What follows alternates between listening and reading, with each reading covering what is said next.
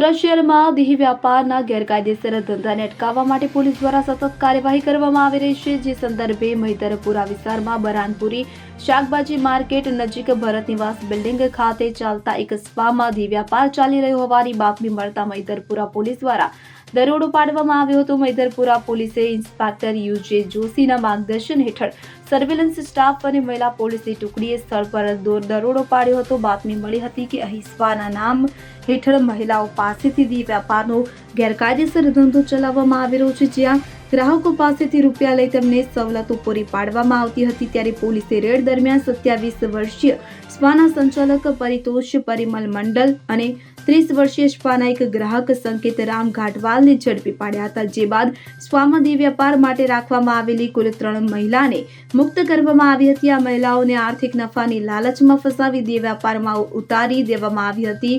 તો પોલીસે દરોડા દરમિયાન 48,610નો મુદ્દામાલ કબજે કર્યા છે, કે જેમાં રોકડ રકમ, મોબાઈલ અને અન્ય સામગ્રીનો સમાવેશ થાય છે। પોલીસે સ્પાના માલિકને વોન્ટેડ જાહેર કર્યો છે, તેના પર કાનૂની કાર્યવાહી હાથ ધરી છે। Bureau report CN24 news. હવે જુઓ દેશ દુનિયાની તમામ ખબરો તમારી આંગળીના ટેરવે। ઉઠાવો મોબાઈલ અને Google Play Store પરથી ડાઉનલોડ કરો અમારી CN24 ન્યૂઝ મોબાઈલ એપ।